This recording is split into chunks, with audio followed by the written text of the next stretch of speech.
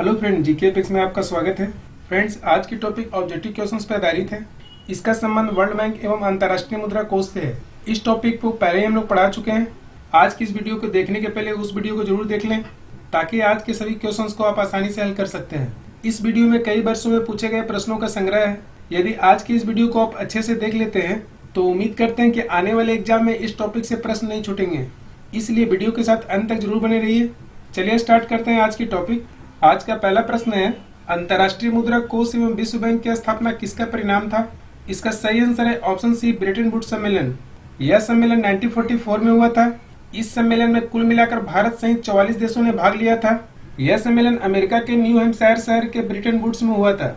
इस सम्मेलन में लिए गए निर्णय के आधार पर अंतर्राष्ट्रीय मुद्रा कोष एवं विश्व बैंक की स्थापना हुआ। ये दोनों संस्था की स्थापना अलग अलग उद्देश्य के लिए किया गया था। जहां अंतर्राष्ट्रीय मुद्रा कोष की स्थापना भुगतान संतुलन को ठीक करने के लिए किया गया था, वहीं विश्व बैंक की स्थापना युद्ध में बर्बाद हुए देश की अर्थव्यवस्था को पुनर्निर्माण करना था। चलिए अगले प्रश्न को देख लेते हैं। अंतर्राष्ट्रीय मुद्रा कोष की स्थापना किस वर्ष किया गया था? इसका सही आंसर है ऑप्शन ए, 27 दिसंबर 1945। अंतर्राष्ट्रीय मुद्रा कोष की स्थापना 27 दिसंबर 1945 को किया गया था, जबकि यह कार्य करना प्रारंभ 1947 को किया। यहाँ आपको IMF का फुल फॉर्म ध्यान रखना है। IMF का full form international monetary fund होता है। अगला प्रश्न है, विश्व बैंक एवं अंतर्राष्ट्रीय मुद्रा कोष का मुख्यालय कहाँ स्थित है? इसका सही आंसर है ऑप्शन डी, वाशिंगटन DC।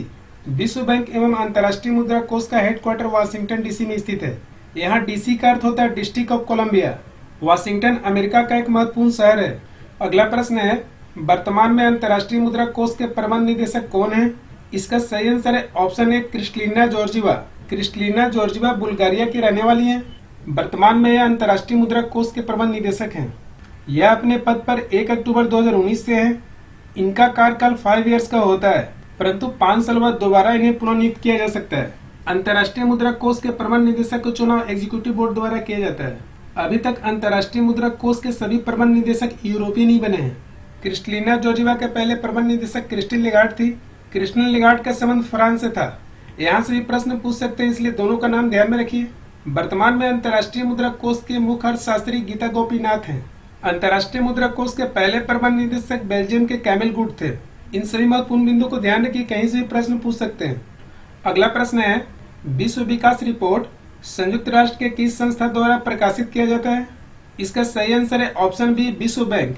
विश्व विकास रिपोर्ट प्रतिवर्ष विश्व बैंक द्वारा प्रकाशित किया जाता है। अगला प्रश्न है, भारत के विदेशी मुद्रा कोषों में सर्वाधिक अंश निम्नलिखित में से किसका होता है? इसका सही आंसर है ऑप्शन सी, विदेशी मुद्रा परिसंपत्तियां। भारत की विदेशी मुद्रा में सर्वाधिक मात्रा में विदेशी मुद्रा परिसंपत्तियां होती हैं।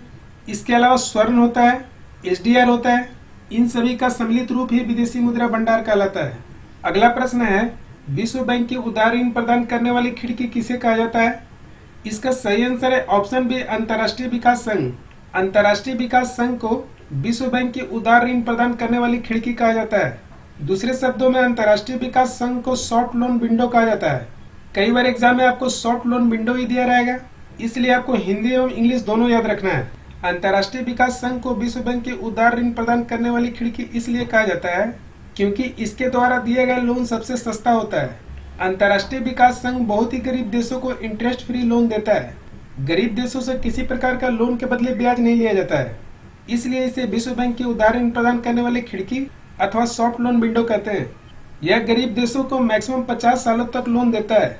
अगला प्रश्न है, अंतर्राष्ट्रीय मुद्रा कोष के संबंध में निम्नलिखित में से कौन सा कथन सही है?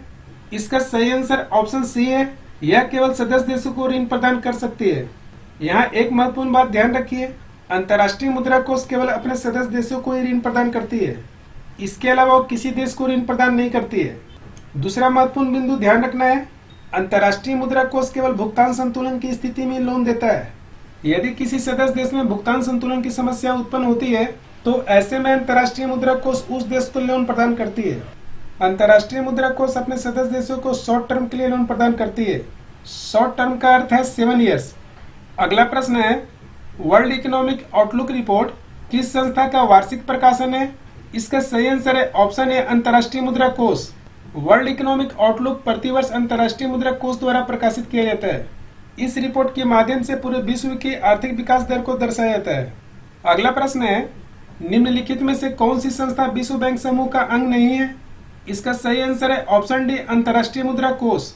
अंतर्राष्ट्रीय मुद्रा कोष विश्व बैंक समूह का अंग नहीं है। विश्व बैंक समूह के अंतर्गत कुल मिलाकर 5 संस्था है, जिसमें IBRD है, IDA है, मीगा है, इसके अलावा IFC है एवं ICSID है। कुल मिलाकर विश्व बैंक समूह में 5 संस्था है। इन पांचों का नाम ध्यान में रखिए क्योंकि यहाँ से प्रश्न आते रहते हैं। यहाँ एक महत्वपूर्ण बात ध्यान रखिए, विश्व बैंक अलग है एवं विश्व बैंक समूह अलग है। विश्व बैंक के अंतर्गत IBRD एवं IDA आता है, ये दोनों को मिलाकर ही वर्ल्ड बैंक बनता है, जबकि विश्व बैंक समूह में 5 संस्था है। अगला प्रश्न है, अंतर्राष्ट्रीय मुद्रा कोष के 189वें सदस्य देश कौन बना? इसका सही आंसर है ऑप्शन डी, नौरू। नौरू 2016 में अंतर्राष्ट्रीय मुद्रा कोष का सदस्य बना था। यह 189वां सदस्य देश है, जबकि इसके पहले 188वां सदस्य देश दक्षिणी सूडान था। आप इन दोनों का नाम याद रखिए क्योंकि प्रश्न आ सकते हैं। इसका नाम याद करने का एक आसान तरीका है, 189 का अंतिम अंक 9 है, 9 से नौरू याद रखिए। अगला प्रश्न है, अंतर्राष्ट्रीय मुद्रा कोष में कोटा के बारे में निम्नलिखित में से कौन सा कथन सही नहीं है? पहला है, अंतर्राष्ट्रीय मुद्रा कोष में मतदान शक्ति कोटा प्रणाली पर आधारित है। यह बिल्कुल सही है। अंतर्राष्ट्रीय मुद्रा कोष में जो कोटा प्रणाली है उसी के आधार पर मतदान शक्ति है। अंतर्राष्ट्रीय मुद्रा कोष में किसी देश का वोटिंग पावर उस देश के कोटा सिस्टम पर निर्भर करता है। जिस देश की कोटा जितना अधिक होता है उस देश की वोटिंग पावर उतना ही अधिक होता है। एग्जाम्पल स्वरूप अंतर्राष्ट्रीय मुद्रा कोष में अमेरिका का सबसे ज्यादा कोटा है, इसलिए अमेरिका को सबसे ज्यादा वोटिंग पावर दिया गया है। वर्तमान में अंतर्राष्ट्रीय मुद्रा कोष के 189 सदस्य देश है। प्रत्येक देश का अलग अलग कोटा प्रणाली है और उसी कोटा प्रणाली पर प्रत्येक देश का वोटिंग राइट है। सभी देश का वोटिंग पावर एक समान नहीं है। संयुक्त राज्य अमेरिका के अंतर्राष्ट्रीय मुद्रा कोष में सबसे ज्यादा कोटा है, यह बिल्कुल सही है। अंतर्राष्ट्रीय मुद्रा कोष में सबसे ज्यादा कोटा संयुक्त राज्य अमेरिका का है। नेक्स्ट है, अंतर्राष्ट्रीय मुद्रा कोष में जापान का तीसरा सबसे ज्यादा कोटा है, ये बिल्कुल गलत है। अंतर्राष्ट्रीय मुद्रा कोष में जापान का दूसरा सबसे ज्यादा कोटा है, जबकि तीसरे स्थान पर चीन है। अंतर्राष्ट्रीय मुद्रा कोष में भारत का कुल कोटा 2.76% है। भारत का रैंक 8th है। इन सभी महत्वपूर्ण बिंदु को ध्यान रखिए क्योंकि यहाँ से प्रश्न आते रहते हैं। अगला प्रश्न है, अंतर्राष्ट्रीय मुद्रा कोष की आरक्षित संपत्ति SDR क्या है? इसका सही आंसर है ऑप्शन डी, यह बुक कीपिंग एंट्री के रूप में होती है। SDR एक प्रकार का स्टैम्प पेपर है। यहाँ ध्यान रखिए, अंतर्राष्ट्रीय मुद्रा कोष किसी भी देश को SDR के रूप में लोन देती है और उसी का रिकॉर्ड रखने के लिए उसका बुक कीपिंग एंट्री होती है। इससे यह मालूम चलता है कि किस देश को कितना लोन दिया गया है। यहाँ SDR का फुल फॉर्म ध्यान में रखिए। SDR का full form special drawing rights होता है, जबकि हिंदी में इसे विशेष आरान अधिकार कहते हैं। अगला प्रश्न है, भारत विश्व बैंक समूह के किस संस्था का सदस्य नहीं है? इसका सही आंसर है ऑप्शन डी, अंतर्राष्ट्रीय निवेश विवाद निपटारा केंद्र। भारत ICSID का सदस्य नहीं है। बाकी विश्व बैंक के सभी 4 संस्था का भारत सदस्य है। ध्यान रखिए, विश्व बैंक समूह में कुल मिलाकर 5 संस्था है। यहाँ पर 4 संस्था का वर्णन किया गया है। 5वां संस्था है मीगा। अगला प्रश्न है, निम्नलिखित में से कौन विश्व बैंक के वर्तमान अध्यक्ष है? इसका सही आंसर है option C, David R Malpass. वर्तमान में डेविड आर मालपास विश्व बैंक के अध्यक्ष हैं। यह विश्व बैंक के 13वें अध्यक्ष हैं। इसके पहले विश्व बैंक के अध्यक्ष जिम योंग किम थे। इनका कार्यकाल 5 साल का होता है। 5 साल के बाद पुनः नियुक्ति इनका किया जा सकता है। इनकी नियुक्ति विश्व बैंक के एग्जीक्यूटिव बोर्ड द्वारा किया जाता है। अभी तक विश्व बैंक के सभी अध्यक्ष अमेरिकन ही हुए हैं। इसके पीछे सबसे बड़ा कारण यह है कि विश्व बैंक में अमेरिका का सबसे बड़ा अंशदान है, इसलिए अभी तक सभी अध्यक्ष अमेरिकन ही हुए हैं। चलिए ऑप्शन के अनुसार कुछ समझते हैं। विश्व बैंक के मुख्य अर्थशास्त्री वर्तमान में कार्मेन रेहांट हैं। कार्मेन रेहांट 15 जून 2020 को अपना कार्यभार संभाला था। विश्व बैंक के पहले अध्यक्ष यूजिन मेयर थे। इन सभी महत्वपूर्ण बिंदु को ध्यान रखिए क्योंकि यहाँ से प्रश्न बन सकते हैं। अगला प्रश्न है, विश्व बैंक समूह की कौन सी संस्था निजी क्षेत्र की कंपनियों को ऋण देता है? इसका सही आंसर है ऑप्शन सी, अंतर्राष्ट्रीय वित्त निगम। अंतर्राष्ट्रीय वित्त निगम विश्व बैंक समूह का एकमात्र संस्था है जो विश्व के निजी क्षेत्र की कंपनियों को भी ऋण देता है, परंतु इसके लिए उस देश की सरकार को गारंटी लेना आवश्यक होता है। प्राइवेट कंपनियों को ऋण देने की वजह से अंतर्राष्ट्रीय वित्त निगम को विश्व बैंक की प्राइवेट आर्म कहते हैं। यह प्राइवेट कंपनियों को कमर्शियल रेट पर ऋण देता है, परंतु इसका इंटरेस्ट रेट मार्केट रेट से कम होता है। अंतर्राष्ट्रीय वित्त निगम की स्थापना 1956 में किया गया था। अगला प्रश्न है, ease of doing business report किस संस्था का वार्षिक प्रकाशन है? इसका सही आंसर है ऑप्शन बी, विश्व bank. Ease of doing business report विश्व बैंक द्वारा प्रकाशित किया जाता है। इस रिपोर्ट के माध्यम से पूरे विश्व में बिजनेस करने की स्थिति को दर्शाया जाता है। अगला प्रश्न है, निम्नलिखित में से कौन सा कथन सही नहीं है? आइए ऑप्शन को देखते हैं। पहला ऑप्शन है, अंतर्राष्ट्रीय पुनर्निर्माण एवं विकास बैंक की स्थापना 1944 में हुआ था। यह बिल्कुल सही है। कई बुक्स में इसकी स्थापना के डेट 1945 दिया हुआ है, परंतु ध्यान में रखिए इसकी स्थापना जुलाई 1944 में किया गया था। अगला ऑप्शन है, अंतर्राष्ट्रीय वित्त निगम की स्थापना 1956 में हुआ था। यह भी बिल्कुल सही है। नेक्स्ट है, अंतर्राष्ट्रीय विकास संघ की स्थापना 1960 में हुआ था। यह भी बिल्कुल सही है। नेक्स्ट है, मीगा की स्थापना 1980 में हुआ था। यह बिल्कुल गलत है। इसकी स्थापना 1988 में हुआ था। इसके अलावा एक संस्था और है, वह है ICSID। ICSID की स्थापना 1966 में किया गया था। यह सभी विश्व बैंक समूह की संस्था है, तो आप सभी को ध्यान में रखिए क्योंकि यहाँ से प्रश्न बनते हैं। अगला प्रश्न है, निम्नलिखित में से कौन सा रिपोर्ट विश्व बैंक द्वारा जारी नहीं किया जाता है? इसका सही आंसर है ऑप्शन ए, विश्व निवेश रिपोर्ट। विश्व निवेश रिपोर्ट विश्व बैंक द्वारा जारी नहीं किया जाता है, बाकी से सभी विश्व बैंक द्वारा जारी किया जाता है। विश्व निवेश रिपोर्ट अंकटाड द्वारा जारी किया जाता है। अंकटाड संयुक्त राष्ट्र संघ की एक महत्वपूर्ण संस्था है। इसकी स्थापना 1964 में किया गया था। अगला प्रश्न है, अंतर्राष्ट्रीय पुनर्निर्माण एवं विकास बैंक को और किस नाम से जानते हैं? इसका सही आंसर है ऑप्शन सी, विश्व बैंक। अंतर्राष्ट्रीय पुनर्निर्माण एवं विकास बैंक को विश्व बैंक के नाम से जानते हैं। विश्व बैंक की स्थापना अंतर्राष्ट्रीय पुनर्निर्माण एवं विकास बैंक के रूप में किया गया था, परंतु बाद में इसे ही विश्व बैंक के नाम से जाना जाने लगा। वर्तमान में IBRD एवं IDA को विश्व बैंक कहते हैं। आपको ध्यान रखना है, वर्तमान में विश्व बैंक में दो संस्था है, एक है IBRD, दूसरा है IDA। अगला प्रश्न है, निम्नलिखित में से किसे कागजी स्वर्ण अथवा पेपर गोल्ड कहते हैं? इसका सही आंसर है ऑप्शन डी, SDR। SDR को कागजी स्वर्ण अथवा पेपर गोल्ड कहते हैं। पहले भी हम लोग डिस्कस कर चुके हैं कि SDR एक प्रकार का स्टैम्प पेपर है। इस SDR के बदले कोई भी देश जरूरत पड़ने पर गोल्ड प्राप्त कर सकता है, अर्थात कोई भी देश SDR देकर गोल्ड ले सकता है। SDR को हिंदी में विशेष आरण अधिकार कहते हैं, जबकि अंग्रेजी में स्पेशल ड्राइंग राइट्स कहते हैं। अगला प्रश्न है, निम्नलिखित में से कौन सी मुद्रा SDR के गणना में शामिल नहीं होता है? इसका सही आंसर है ऑप्शन डी, रूबल। रूबल एक रूस की करेंसी है जो SDR की गणना में शामिल नहीं होता है। SDR की गणना में वर्तमान समय में 5 मुद्रा को शामिल किया गया है। वह है US डॉलर, ब्रिटिश पाउंड, चीनी रेनमिनबी, जापानी येन तथा यूरो। ये 5 मुद्राएं जो SDR के गणना में शामिल किया जाता है। SDR की जो वैल्यू है इन 5 मुद्राओं के ऊपर निर्भर है। इन 5 मुद्राओं की प्रतिदिन जो मार्केट वैल्यू होता है उसी के आधार पर SDR की गणना की जाती है, अर्थात SDR की वैल्यू जो है फिक्स नहीं है, यह घटते बढ़ते रहता है। इन पांचों का नाम ध्यान में रखिए क्योंकि यहाँ से प्रश्न आते रहते हैं। अगला प्रश्न है, यदि किसी देश का भुगतान संतुलन प्रतिकूल है, दूसरे शब्दों में कह सकते हैं कि किसी भी देश में भुगतान संतुलन की समस्या उत्पन्न हुई है, तो वह देश इसे ठीक करने के लिए किस संस्थान से ऋण लेगा? इसका सही आंसर है ऑप्शन सी, अंतर्राष्ट्रीय मुद्रा कोष। परंतु ध्यान में रखिए, अंतर्राष्ट्रीय मुद्रा कोष से केवल सदस्य देश ही ऋण ले सकता है।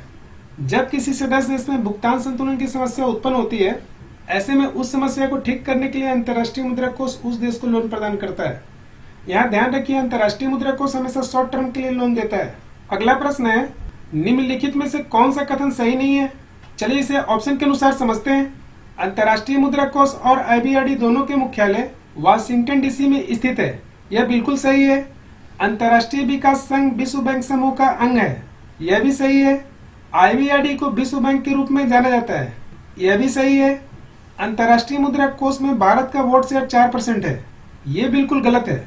अंतर्राष्ट्रीय मुद्रा कोष में भारत का वोट शेयर 2.64% है। भारत का इसमें वोट शेयर के आधार पर 8वां रैंक है। अगला प्रश्न है, निम्नलिखित में से कौन सा अंतर्राष्ट्रीय मुद्रा कोष का उद्देश्य नहीं है?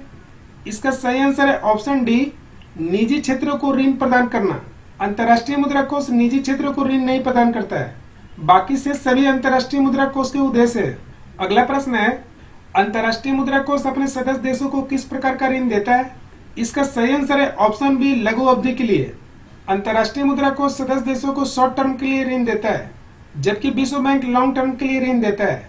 अगला प्रश्न है, विशेषारण अधिकार का मूल्य कितनी मुद्राओं द्वारा निर्धारित किया जाता है? इसका सही आंसर है ऑप्शन सी, 5। विशेषारण अधिकार का मूल्य 5 करेंसी द्वारा निर्धारित किया जाता है।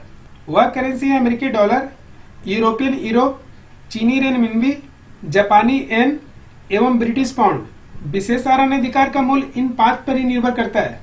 अगला प्रश्न है, विश्व बैंक के अध्यक्ष का नाम कौन प्रस्तावित करता है? इसका सही आंसर है ऑप्शन बी, विश्व बैंक के सबसे बड़ा कोटा धारक देश। दूसरे शब्दों में कह सकते हैं कि अध्यक्ष का प्रस्ताव अमेरिका द्वारा किया जाता है, क्योंकि वर्तमान समय में विश्व बैंक का सबसे बड़ा कोटा धारक देश अमेरिका है।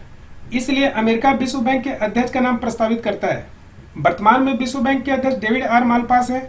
यह विश्व बैंक के 13वें अध्यक्ष है। इनका कार्यकाल 5 साल का होता है। अगला प्रश्न है, अंतर्राष्ट्रीय मुद्रा कोष के सदस्य बनने के लिए किसी भी देश का कोटा किन बातों पर निर्भर करता है? इसका सही आंसर है ऑप्शन ई, उपरोक्त सभी। जब कोई देश अंतर्राष्ट्रीय मुद्रा कोष का सदस्य बनता है तो सदस्य बनने के लिए उसका कोटा फिक्स किया जाता है।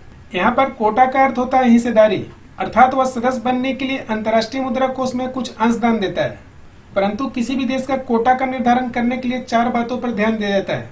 वह है, उस देश का जीडीपी कैसा है। जिस देश का जितना अच्छा जीडीपी होता है उतना ही उसका कोटे में फायदा होता है। दूसरा है आर्थिक खुलापन, उस देश में एक्सपोर्ट इंपोर्ट व्यापार के लिए कितना फ्रीडम है। तीसरा है आर्थिक विविधता, वह देश वैश्विक अर्थव्यवस्था में बदलाव को कितना जल्दी एक्सेप्ट करता है। चौथा है अंतर्राष्ट्रीय आरक्षित संपत्ति, उस देश के पास अंतर्राष्ट्रीय आरक्षित संपत्ति कितना है। इन सभी बिंदु के आधार पर ही उस देश का कोटा फिक्स किया जाता है। अगला प्रश्न है, विशेष आरण अधिकार के मूल्य के निर्धारण में निम्नलिखित में से कौन सी मुद्रा का भार सबसे ज्यादा है? इसका सही आंसर है ऑप्शन है यूएस डॉलर। विशेष आरण अधिकार के मूल्य निर्धारण में सबसे ज्यादा यूएस डॉलर का वैल्यू होता है। विशेष आरण अधिकार के मूल्य निर्धारण में 5 करेंसी को शामिल किया जाता है, जिसमें सबसे ज्यादा वैल्यू अमेरिकन डॉलर का है। अमेरिकन डॉलर का वैल्यू 41% से ज्यादा है। इसका वैल्यू इसलिए सबसे ज्यादा है क्योंकि अंतर्राष्ट्रीय मार्केट में यूएस डॉलर का सर्वाधिक रूप में प्रयोग होता है। दूसरे स्थान पर यूरो है, इसका वेट 30% से ऊपर है। तीसरे स्थान पर चीनी रेनमिनबी है, इसका भार 10% से ऊपर है। चौथे स्थान पर जापानी येन है, जबकि 5वें स्थान पर ब्रिटिश पाउंड है। जापानी येन एवं ब्रिटिश पाउंड का भार 8% से ज्यादा है। अगला प्रश्न है, विश्व बैंक समूह के कौन सी संस्था सबसे गरीब देशों को ब्याज रहित ऋण देता है? इसका सही आंसर है ऑप्शन बी, अंतर्राष्ट्रीय विकास संघ। अंतर्राष्ट्रीय विकास संघ सबसे गरीब देशों को ब्याज रहित ऋण देता है। दूसरे शब्दों में कह सकते हैं कि इंटरेस्ट फ्री लोन देता है। अगला प्रश्न है, निम्नलिखित में से कौन सी मुद्रा विशेष आरण अधिकार में अक्टूबर 2016 में शामिल हुआ है? इसका सही आंसर है ऑप्शन सी, चीनी रेनमिनबी। यह करेंसी एसडीआर में अक्टूबर 2016 में शामिल हुआ है। एसडीआर के अंतर्गत 5 करेंसी इसे ध्यान में रखिए। 4 करेंसी का नाम यहाँ पे दिया हुआ है, जबकि 5वां करेंसी जापानी येन है। अगला प्रश्न है, विशेष आरण अधिकार किस वर्ष प्रारंभ हुआ था? इसका सही आंसर है ऑप्शन सी, 1969। विशेष आरण अधिकार की शुरुआत 1969 में किया गया था। इसका शुरुआत अंतर्राष्ट्रीय मार्केट में तरलता को बनाए रखने के लिए किया गया था। तरलता का शाब्दिक अर्थ धन से है। अंतर्राष्ट्रीय मार्केट में धन की कोई कमी नहीं हो, इसलिए इसे अंतर्राष्ट्रीय व्यापार के लिए 1969 में प्रारंभ किया गया था। अगला प्रश्न है, अंतर्राष्ट्रीय मुद्रा कोष में सदस्य देशों के कोटा किस क्षेत्र में एक महत्वपूर्ण भूमिका निभाता है? इसका सही आंसर है ऑप्शन डी, उपयुक्त सभी। अंतर्राष्ट्रीय मुद्रा कोष में किसी भी सदस्य देश का कोटा कई क्षेत्रों में महत्वपूर्ण भूमिका निभाता है, जैसे voting power, subscription, access to finance. इन सभी क्षेत्रों में कोटा का बहुत ही महत्वपूर्ण स्थान होता है। जिस देश का जितना अधिक कोटा होगा उसे उतना ही अधिक वोटिंग पावर मिलेगा।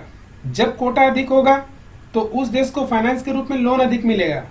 अगला प्रश्न है, विश्व बैंक की स्थापना का मुख्य उद्देश्य क्या था?